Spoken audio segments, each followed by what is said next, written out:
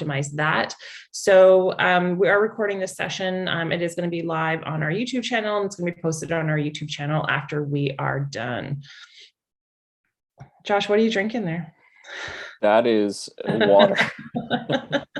It doesn't look like it, but no, it doesn't. That's why I asked. yeah, this was my memento from. Oh, there we go. Can you hear me all right? Yeah. All right. I started setting it live on YouTube, and it immediately started playing the live stream. So that's new. Yeah. But yeah, great to have everybody here. This is a little memento from when I was in Amsterdam a few years ago, and my 10-hour holdover in Iceland. So there you go. I can say I've been there. So you only had 10 hours. I got stuck there overnight because of a blizzard when I went to Amsterdam. So yeah, they didn't care about the blizzard when I was there. They're just like, get these guys out of here. All right. So you're good for the opening chit chat. We've got quite a few more people here, so that's fantastic to see. And yeah, we are going to be doing our back to basics, as Stephanie had just said. We're going to take you through initial email setup, give you a little bit of insight into the best practices regarding the warm-up, and then we will walk you through creating a sequence. If you guys have any questions whatsoever about something that we bring up or something that you want us to cover, by all means, let us know, and we will do so. But with that, I will pass it back to you, Stephanie. Take it away. Awesome. Yeah, and like Josh said, feel free. You can ask questions in the chat. There's also a Q&A. So yeah, we'll try to get to all your questions as we go. If we can, we'll definitely save some time at the end and get to your questions there. Okay, so I'm going to go ahead and share my screen. Okay, so I'm going to quickly walk you all through your account settings. So when you log into your account, everything in this black bar across the top of your screen, this is all account wide. So what we're going to do is we're going to hop into your account settings right here. And as you see on the left-hand side, there's a lot of options right here. We're going to focus on email accounts right now. So I'm going to click into email accounts. So with all reply user licenses, you can have up to 2 email addresses for sending at no extra charge. You can add up to 50, but anything beyond the 2 is an additional $29 per month or paid annually, just really depending on the subscription type that you do have. So hold on, I gotta get rid of this Zoom bubble. So like I said, you can have 2 email accounts for sending purposes. We actually have a recent update. So previously you could only have 1 email address per campaign. We've had an update recently where now you can have multiple sending addresses on 1 campaign. Typical use case would really be if you're trying to increase sending volume per day. So we will get to that when we go through campaign settings, because that's where you would apply those email addresses. So to add an email address to your account, you can just click on this plus icon right here. If you are using Gmail or any Microsoft servers, it's recommended that you use one of these 2 single click options. You can just click on Gmail, select the email account that you want to connect, and it's going to do that connection automatically for you. You're not going to have to enter manually any IMAP or SMTP settings. If you are using another server that's not listed here, we do recommend that you use the other provider option. If you use other provider, you will have to manually enter IMAP, SMTP, your email account passwords. Quick Google, you can easily find those IMAP and SMTP settings, or your IT team should really be able to give it to you within a few minutes. So I'm going to hop into my email account right here. Take a look at some of the settings here. So if I open safety settings right here, so this is something that's really important. If you have a new email address or domain, or maybe an email account that hasn't been previously sending in high volumes, we really recommend that you warm up your email account. And there's a couple of ways that you can do this. So there is a manual way that you can do this. What we would recommend is that you lower the total number of emails per day from your email account. You can send up to 400 per day. Like I said, if you've been sending lower volumes of emails, then lower this number initially to mimic a natural sending pattern. So for example, if you've been typically sending 40 emails per day, maybe lower it to 40 to 50 emails in your email account settings. Let your campaigns run for about a week, and then you can increase that number to 100. Let your campaigns run at 100.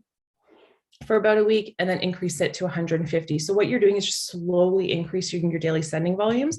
There are email providers that have algorithms which detect abnormal sending patterns. So if you've been sending 50 emails per day and all of a sudden that number jumps up to 400, there have been cases where email providers have red flagged accounts or even suspended or kind of lock them out for 48 hours. So that's really what we're trying to avoid here.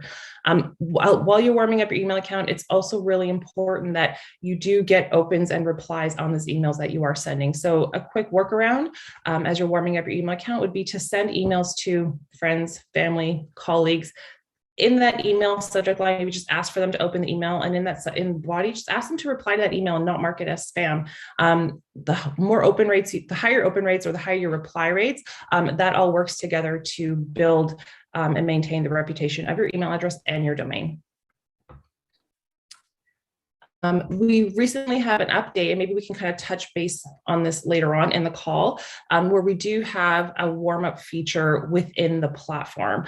So within the warm-up feature in the platform, if you enroll for that, that's currently in beta, you won't have to manually do this process. It's kind of like a peer-to-peer warm-up process with other reply users. So we can kind of touch base on that more in detail after we go through your account and campaign setup. Absolutely. So you can input your email signature in your email account settings. I would highly recommend that you would put it here. Every time an email goes out via reply, your signature will attach to every email that goes out instead of having to go into your campaign steps and manually add that signature every time. A couple things to look out for when you are creating your signature. Pay attention to the amount of links that you have in your email signature or images. You can see right here, I have just a small logo right there. The more links you have in your email signature, again, the higher the likelihood that you might get red flagged as potential spam. It could also result in your emails landing in a junk tab, promotions tab, or not being delivered at all.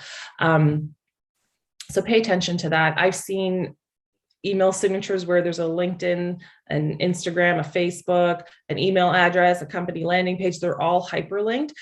Pick maybe two that you think would be most important to you or that you think you might get the most return on by having those links clickable to your prospects, and use those in your email signature. So these are your opt-out options right here. So we have two opt-out options. So we have unsubscribe via plain text and unsubscribe via opt-out link. So I've changed my opt-out option right here a little bit. So typically what you would see in your account, it would say, PS, if you don't want to hear from me anymore, just let me know. The way that the plain text version of the opt-out works is that if someone replies to your email and says anything along the lines of, do not email me anymore, do not contact, unsubscribe, anything along those lines, the platform will pick up on those keywords in that response and will automatically mark them as opted out. The unsubscribe via opt-out link option is exactly how it looks. There's a link, it says unsubscribe, they click it, they're automatically opted out. You'll notice right here under the plain text version though, I have nothing right there. So I've actually deleted that default text. You can edit it to say whatever you want it to say. If you want it to sound a bit more personal, you can definitely do that.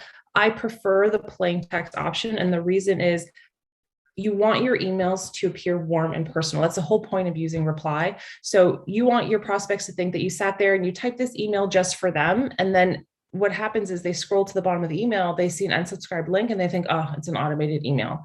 So using that plain text option is a way to keep those emails personable. But at the same time, if someone is requesting that opt out, we are making sure they're marked as opted out. And the nice thing about when a prospect is marked as opted out is if you accidentally move them to a campaign 3 months down the road, as long as they have that opted out status applied to them, they won't receive any emails via reply. So yeah, so those are some of the settings to keep in mind. And like I said, we will talk a bit more about the automatic warm-up feature in a few minutes. Josh, is there anything else that I missed in these account settings right here? I think you've covered most of it. Just one point of clarification Laura was asking, is 1 week enough? And just in case it wasn't clear, and I have mentioned this in the chat, the idea is to create a organic and natural kind of bell curve to your ramp.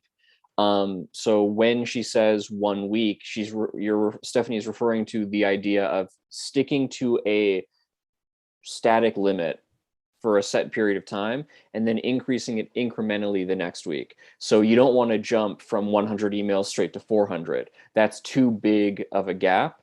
And that erratic spike is going to be what sets off alarms. So you just want to increase it slowly, naturally over time so that spam filters understand this natural progression, and you're building essentially a reputation for this slow ramp, and you're not going to get flagged for anything like that.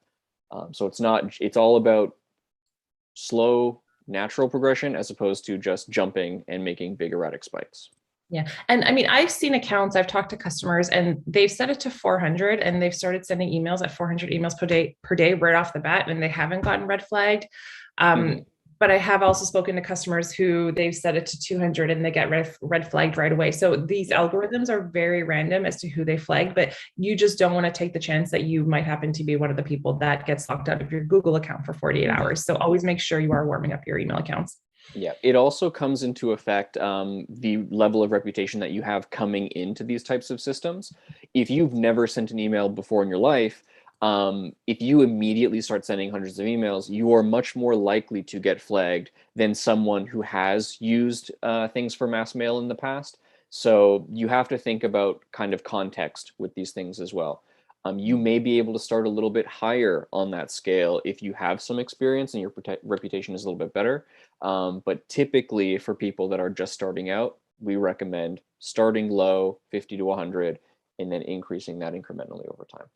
And while we're on the topic of warming up email accounts, one of the questions that I do get a lot from customers is, if we've been sending high volumes previously, maybe we've taken a break for a couple of months because we're, revamping our campaigns, we're testing different things. Do I need to warm up my email account again? And I would always say, definitely. If you are doing kind of a re-warm up, you don't need to lower your daily limits down to as low as 50 because you've already had a bit of high volume sending previously. I would say maybe just lower them to 100. That ramp up can be a bit faster. But yeah, definitely if you have taken a break from these higher volume sends, definitely warm up your account again. Yeah, again, you don't have to start from scratch, but it is always better safe than sorry. So you do want to kind of start in the middle and build your way up back to the top of the line there. Yeah. And we have, as part of our client success team, we do have deliverability specialists on our team. So if you do ever find that you are running into some deliverability issues, or you just suspect that maybe you are, you can reach out to myself or Josh, and we can definitely put you in touch with our deliverability specialists. Yeah. Sorry if I confused you there. I just stole the screen. Like, what's happening? Yeah, no worries. And so while we're on the topic still of kind of email warm-up, I guess it's better to just talk about this now. The email warm-up process, as Stephanie mentioned, is going to be peer-to-peer. So what that means is if you attach your sender address to this page, you are essentially opting in to allow Reply to automatically send emails to other people using the warm-up system. We actually ran into a little bit of an issue when we first started this program, and it is in beta. So this is going to all be cleared up soon.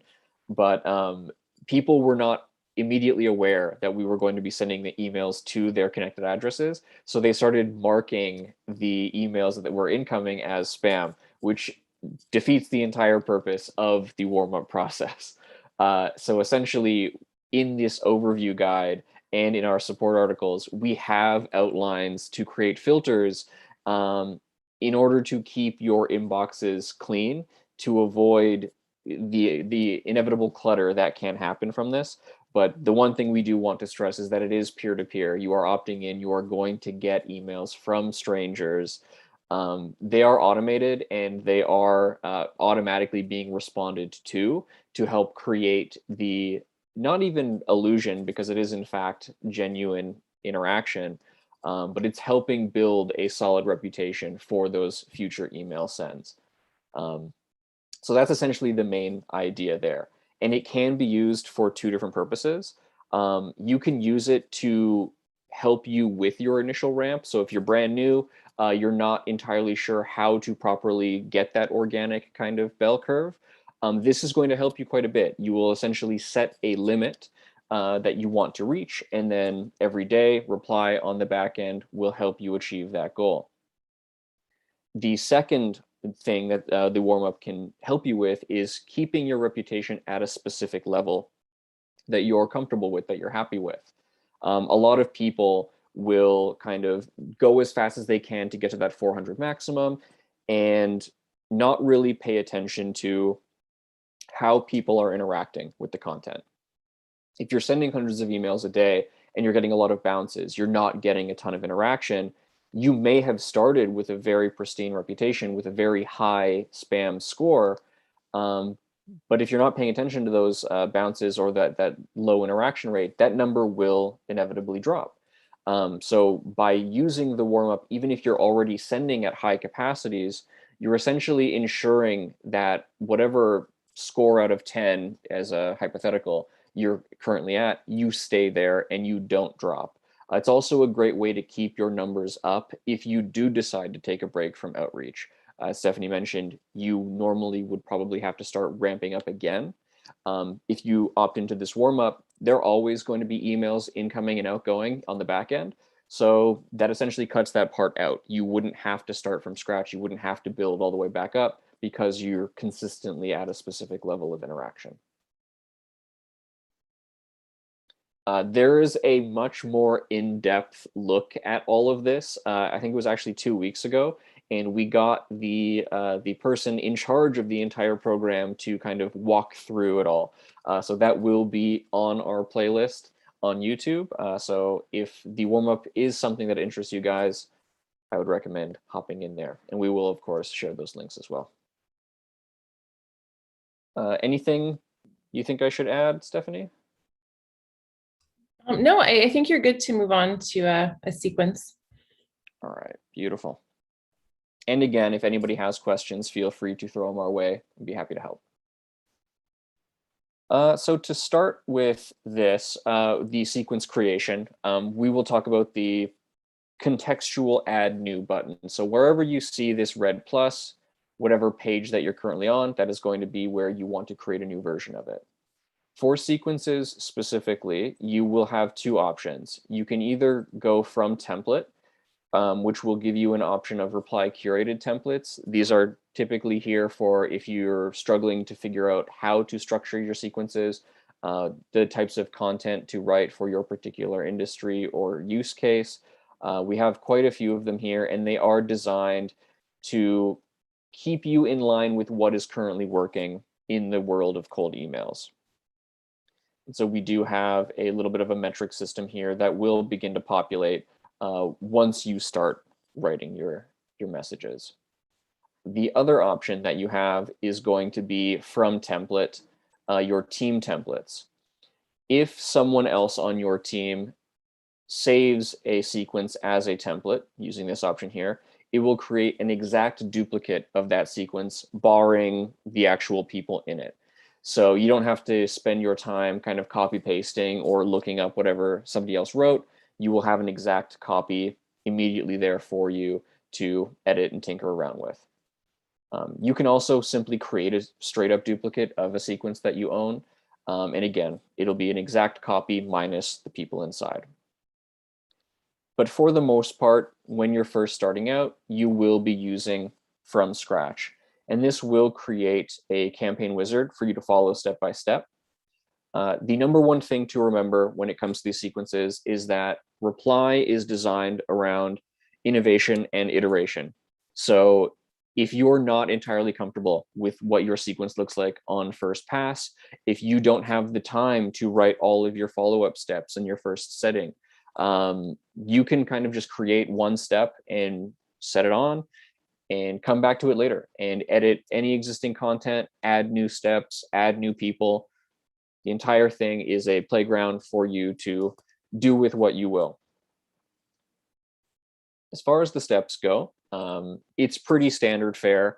We have all of the typical bells and whistles down at the bottom, so you can add images, you can add attachments. We even have a little bit of an integration with Vidyard, and we also do offer the option to edit the source code itself. That's more for HTML focused emails, if you want to change font colors, sizes, get a little bit more visually dynamic with things, the options are there for you. This actually ties into deliverability as well, what Stephanie mentioned earlier with the opt-out link. The more you're leaning on non-plain text-based content, you're essentially lessening your chances to land in the primary inbox folder of your recipients. So if you have like 5 different links, an image, and an attachment, there's almost a guarantee that you're going to land in spam, promotions, or updates, as opposed to the primary inbox. So you're really lowering the number of eyeballs you're getting on your content, which in turn lowers your engagement rates. And not to mention, if you have 5 links in your email, odds are someone may take the time to click on 1 or maybe even 2 links, but 5 links, they're not going to take the time to kind of navigate and be redirected to all of them, and they'll probably stop reading email.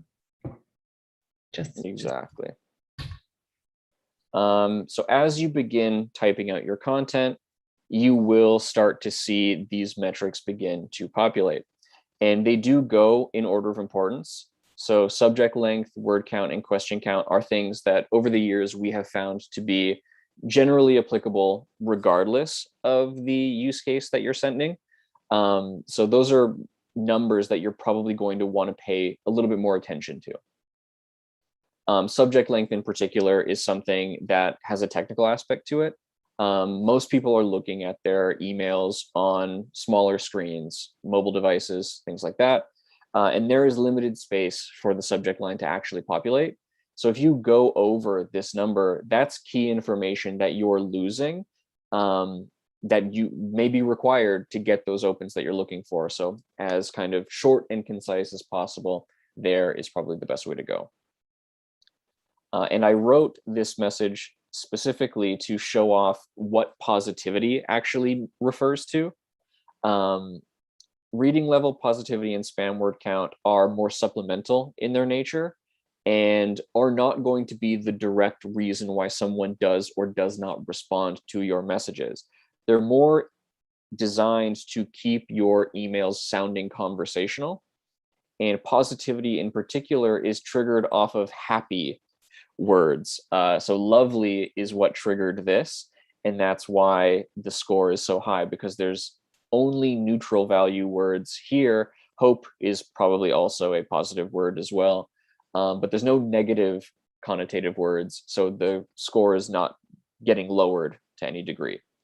You may find it quite difficult to get an exact green bar on all of these things, specifically reading level and positivity. I wouldn't worry too much about it. Throwing random happy connotative words into your emails without much context and simply to get your positivity rating to where you want it to be isn't going to make the best message. So if you genuinely feel like you, as someone in your industry, would respond to the email, you're probably on the right track. We have a question here. Do you have any data with best practices from the number of links and or words or subject line and so forth that performed the best? Yeah, I was gonna mention that to you, Josh. I did see that question, and I was gonna ask you if you could kind of go over subject length, word count, question count, because all of these metrics right here are based on data that we've acquired, like with the best performing campaigns. And then we can talk about links in a second. Yeah, absolutely. So you do want to keep your subject line relatively short within that 6-word range. Because again, anything beyond that, some instances, even beyond the 5th word, can get cut off. So you do want to keep it as short and sweet as possible. Obviously, you can't have links in the subject line itself, so that's not much to worry about. You do have to get as much information as you can into your subject line. And the kind of key way to play around with that is to avoid actually using full sentence structure. I'll sit down with a lot of people and go over their campaigns with them, and they will try to be very grammatically correct in the subject lines when it's not entirely necessary to do so. As long as you're filling in with the keywords that get the idea of the content across, that alone is enough. I also like to throw in a little bit of personalization. So if I can throw in the company or even first name, which is a better option, I will. The first name in particular, allows you to dedicate these mass emails to an individual as opposed to the company at large. And at the end of the day, a specific individual is receiving this email, not the company. So you need to get the person behind the screen to respond to you. It's not a machine doing so. The example that I like to use here is if you go to your actual mailbox outside and you pull up a bunch of letters, you may have 5 that say to a homeowner, but one of them has your actual name on it. You're far more likely to open up the one with your name on it than you are to engage with the homeowner stuff, because that's probably just a bunch of ads. Email works very similarly in that respect. The word count itself, again, you can play around with the exact numbers. The idea here is to just not throw too much information in one sitting and overwhelm them. These are people, for the most part, if you're using it for cold email specifically, they have no idea who you are.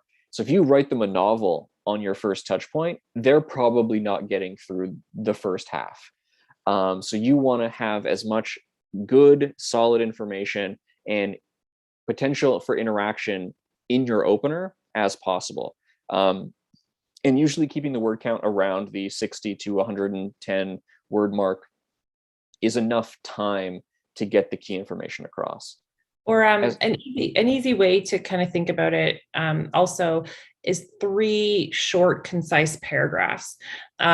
There's lots of data out there that shows that most people, when they're reading emails, they tend not to read past the 3rd paragraph. And if they are, they're probably skimming really fast to get through that email. So you want to make sure that if your email is longer than, the recommended word count that Josh mentioned, or 3 paragraphs, that you're putting, like Josh said, you're putting all of that really important and pertinent information towards the top of that email, not towards the bottom of that email, where people tend to lose focus and interest. Exactly. And when Stephanie says paragraph, she doesn't mean like the classic high school definition. You don't have to, a paragraph does not constitute like 3 to 5 sentences.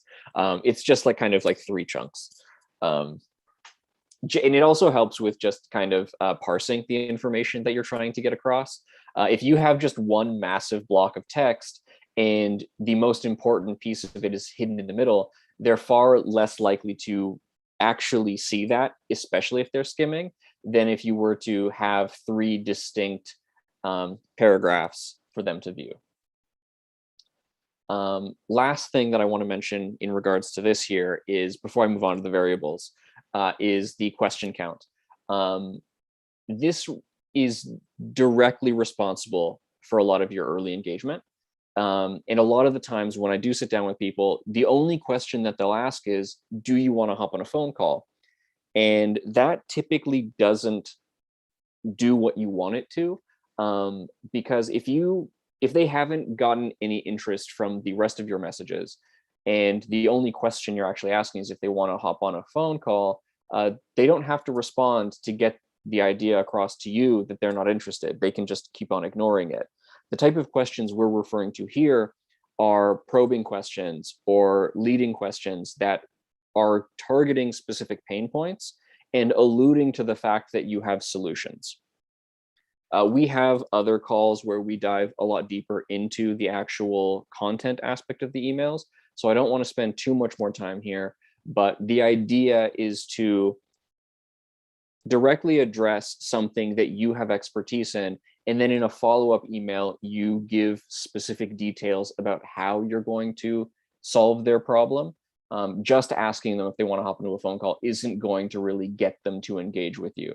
But if you ask them, how are you dealing with this particular issue? That's going to be it's going to drive that conversation a lot further along.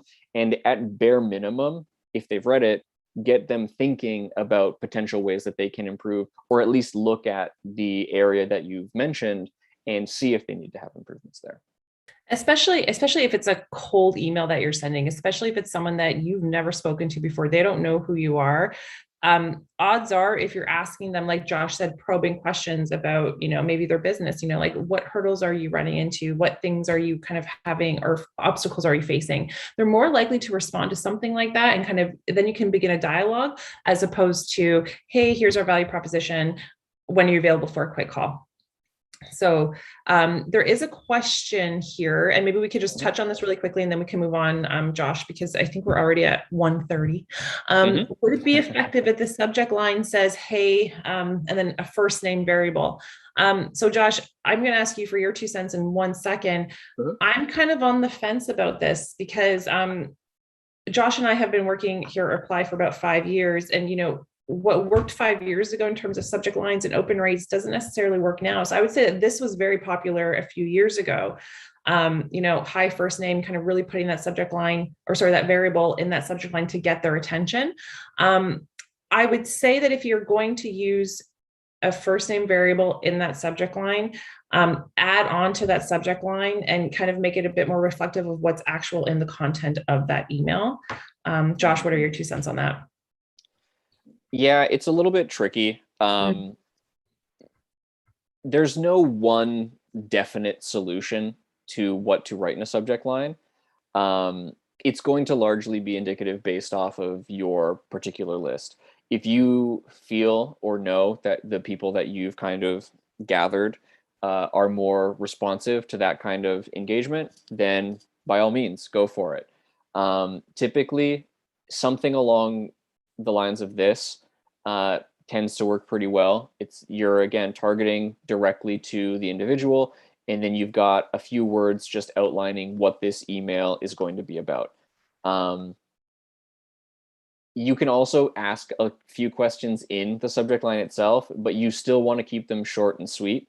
One of the most prevalent subject lines I've seen recently is something as simple as "quick question," and you're kind of appealing to human curiosity at that point. So it works very well for general campaigns, but it's also so widely used that it may have the opposite effect.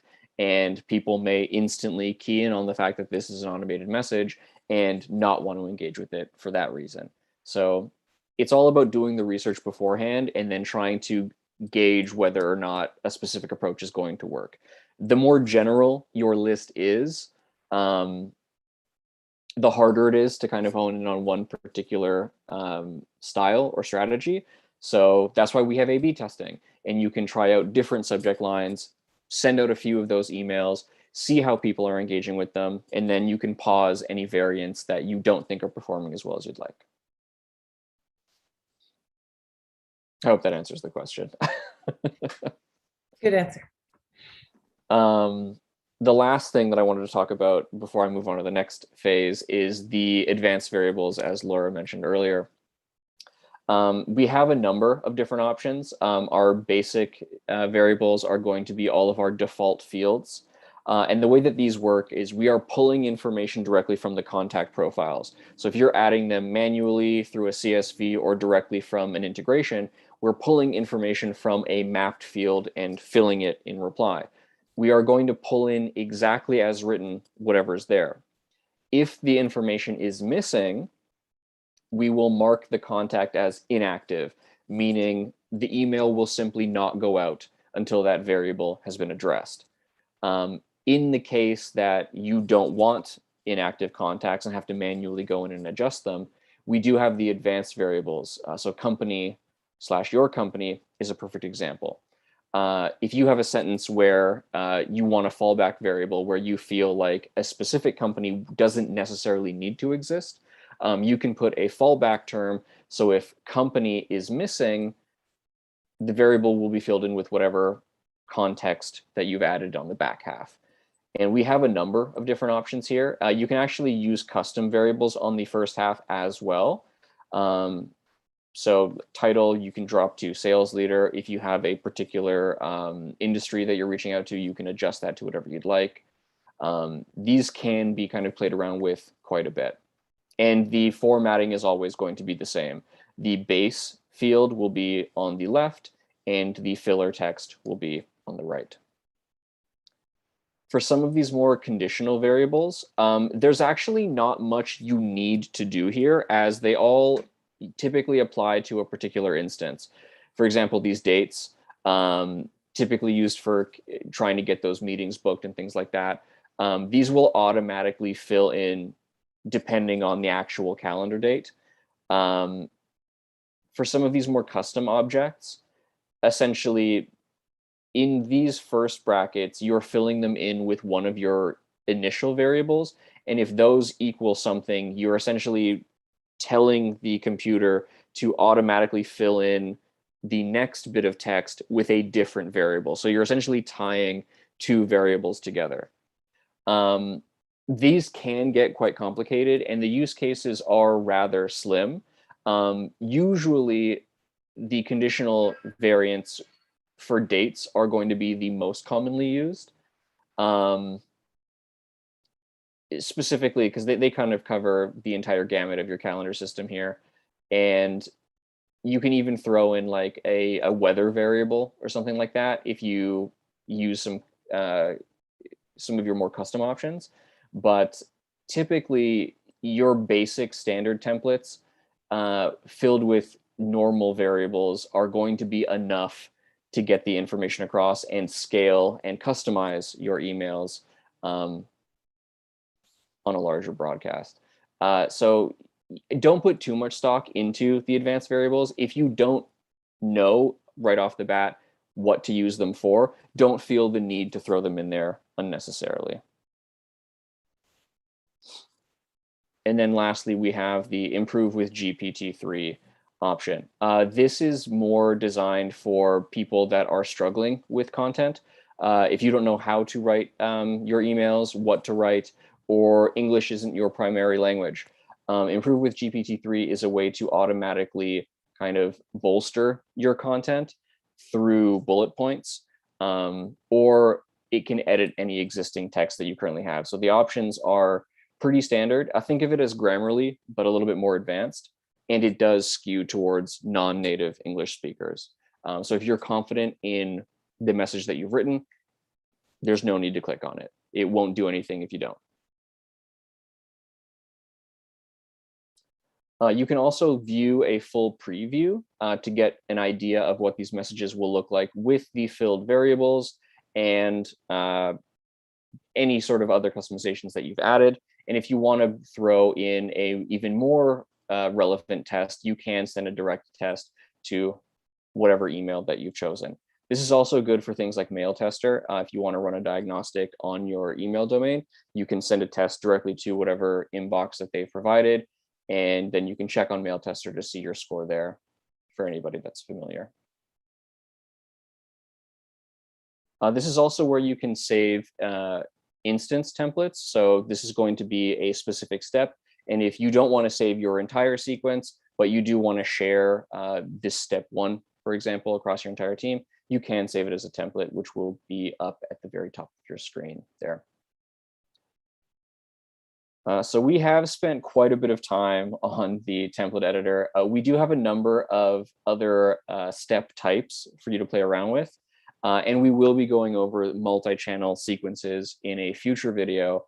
We've also done it before in past ones as well. But to kind of summarize, when you use any of these supplementary types, if you're not using an additional paid feature or our Chrome extension, all they're going to do is remind you to perform the function manually outside of the regular reply chain. It is not going to do anything automatically. It's just going to be a sticky note there with a note reminding you to do the thing. A task will be created. You can either find them in the tasks menu up top or in the Chrome extension itself, and they will just be listed with the exact type of step it is, along with the actual note itself. And then you can launch them directly from the page or from the Chrome extension, and then manually perform those whenever it arises. The other thing to remember is when you are creating a sequence, and if you do have some of these supplementary types in there, so if I throw in a call, if someone gets these first two emails and then they get to the call step, if I add new email steps after the call, if I don't actually mark the task as finished, if I don't complete that task, they will sit on this stage forever until you do mark that task as complete. So there are a couple of ways to get around that. You can go into your settings within the sequence, and you can adjust either calls handling or tasks handling and just change the manual option to automatic. Meaning if you don't get around to actually performing the task, the follow-up emails will still send according to the schedule that you've chosen. And again, we will be going over that a little bit more detailed later on.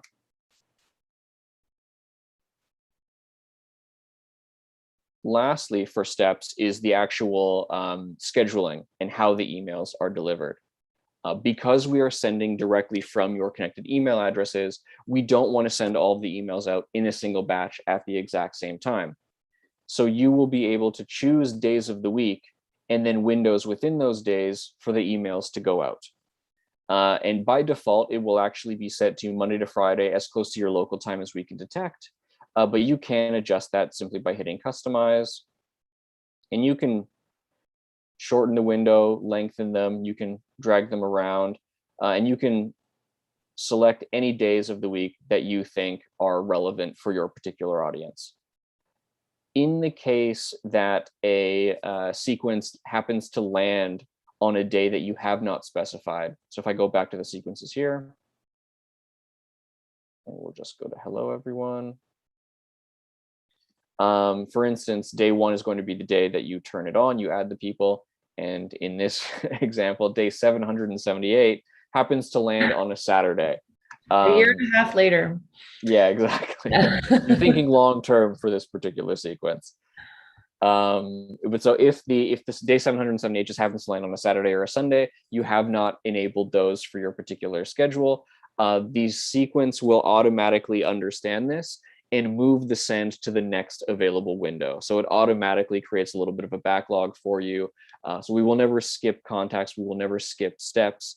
We will simply postpone them until the next window is available.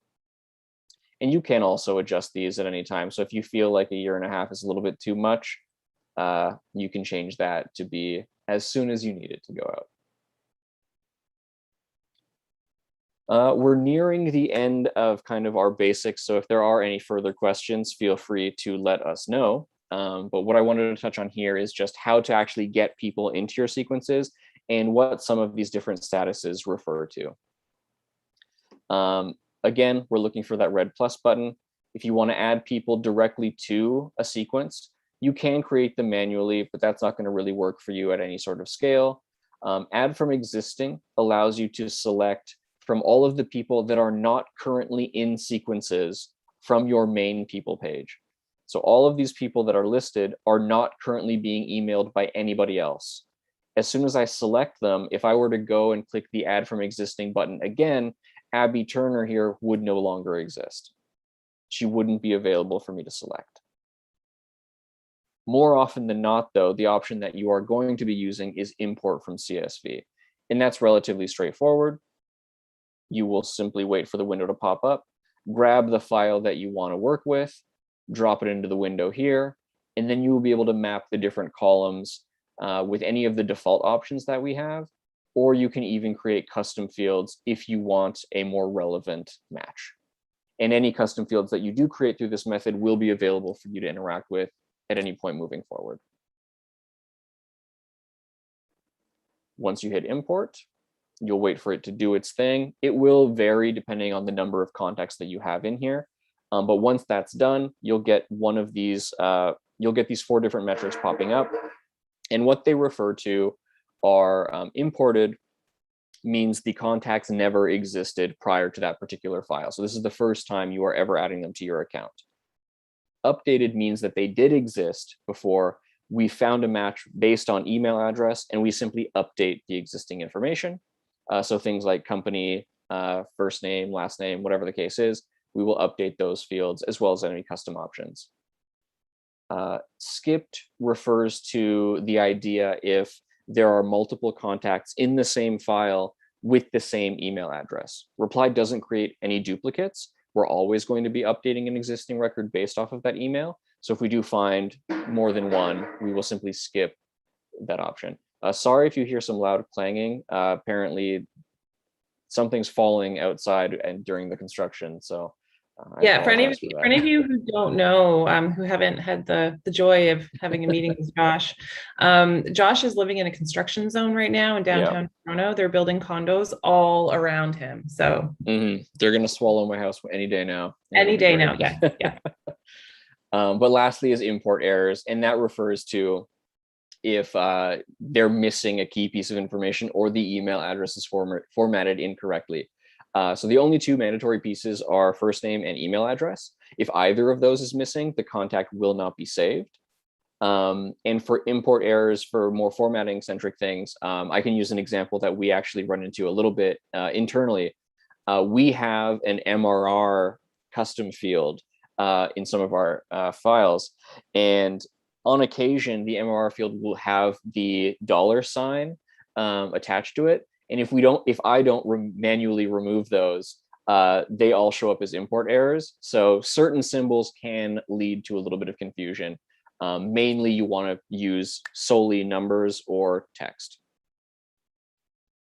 Not sure if you knew that, Stephanie. I did, but thank you for sharing.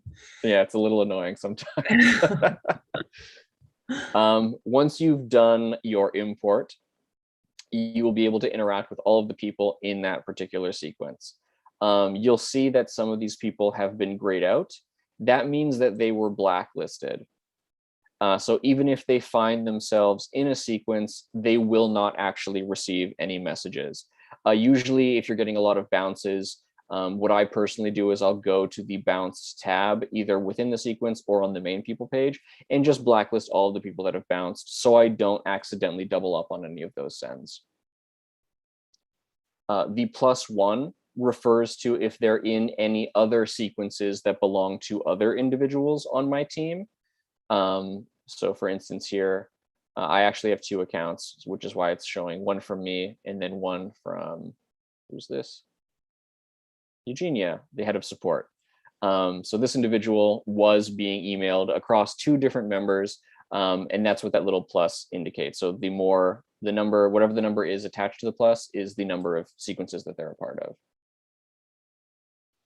As you run people through the sequences, they will be attributed a number of different statuses depending on their type of engagement.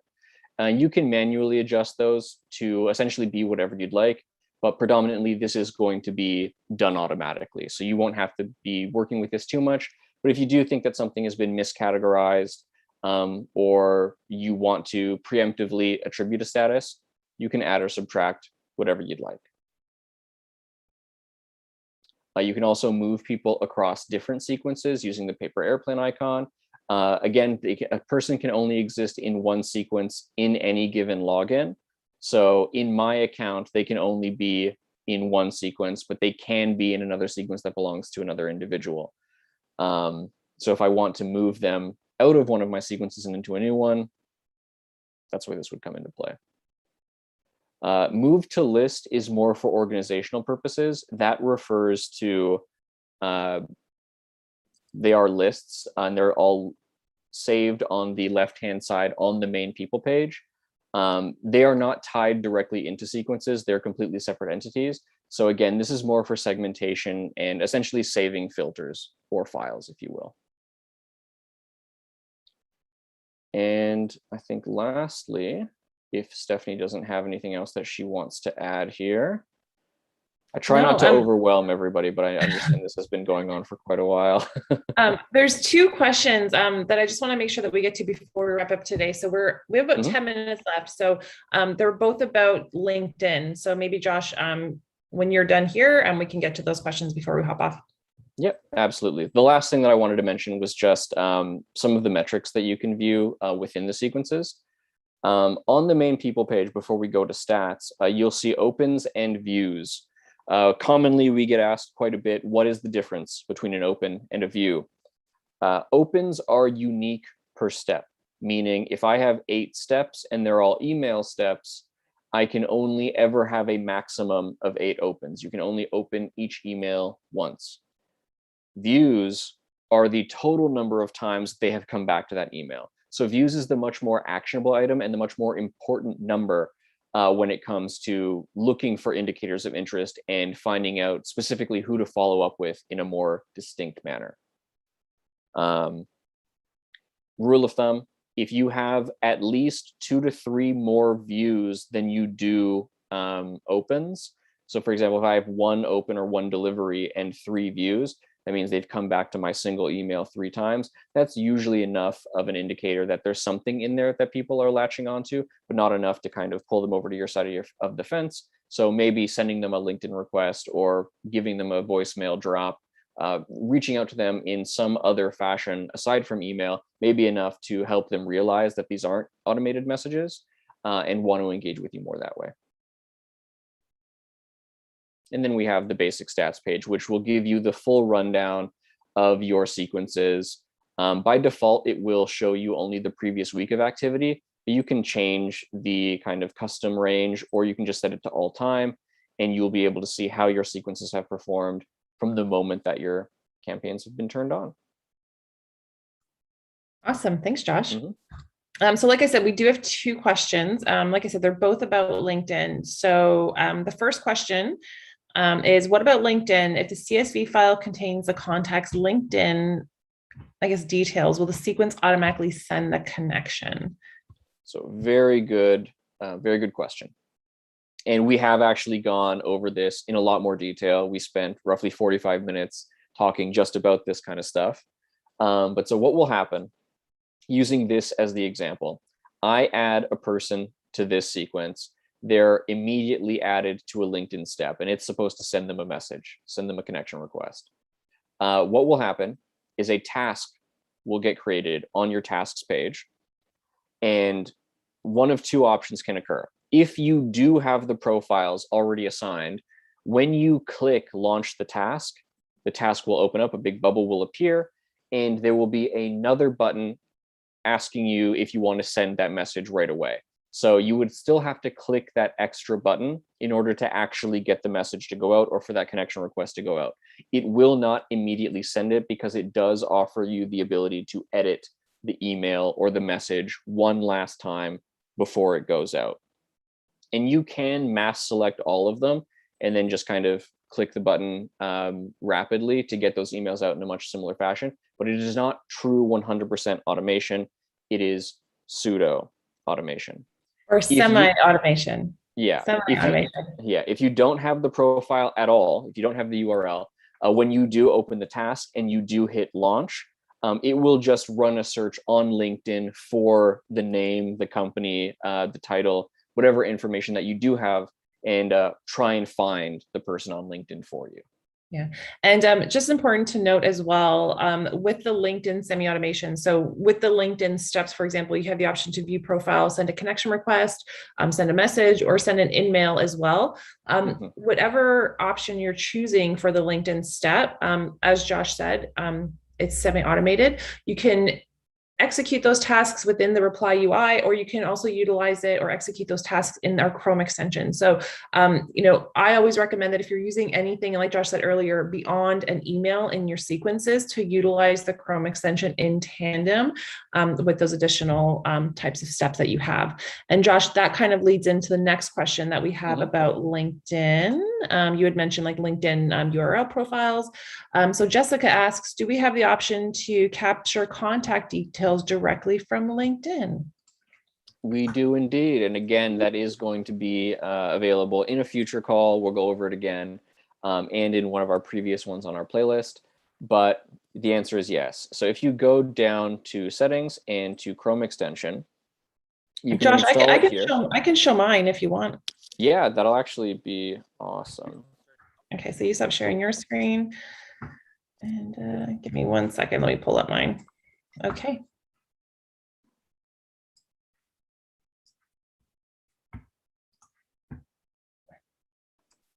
There we go.